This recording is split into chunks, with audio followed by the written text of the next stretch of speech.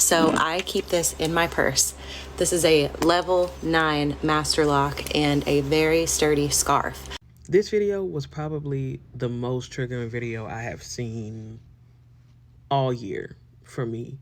More triggering than any of the political takes I've seen recently. Like, it was so very triggering. And I think the reason why is because I grew up in the projects, and that meant growing up around a lot of different kinds of spontaneous types of weapons. On the internet right now, because of the way so many things are shifting politically, there's been a lot of conversation from people about buying wireless hole punchers, but the reality is those cost money, which obviously there wasn't much of because it was the projects. And poverty itself is so very violent. Violent on the body, violent on the mind, violent on the health, and thus it breeds violence. Like, the way it manifests in people is often violence.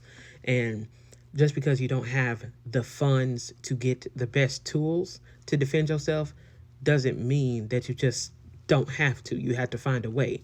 And that is how so many of this kind of like spontaneous weapon was born. Scarves with locks become weapons.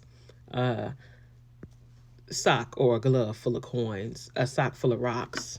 I grew up with girls who taught themselves how to get through a full day with a razor tucked in the back of their mouth and cut shards of knives to put them in the rungs of their rings for just in case purposes. And honestly, I don't even think I can tell y'all everything I've carried on my person in my life, to the degree that it's become like a joke amongst my friends. Like, before we go into a venue or something like that with metal detectors, they'd be like, hey, check your bag, because she from around the way. She came here with something. In the comments of the video I stitched, I saw people joking about iCarly, like, oh, we're in our butter sock era. But nobody jokes about that who's ever actually been through it. I think I'm just slowly starting to realize, like, this is the life that I have been voted back into.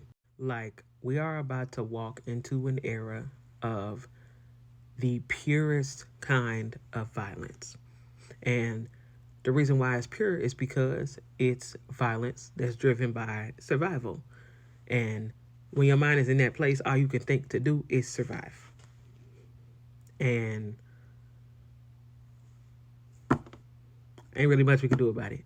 And I don't really know how to feel about that. So I didn't expect to be like so triggered by that video, but it did. It took me to a place that I have not been in a long time. And if you were a part of making that happen, I can't say I want much to do with you.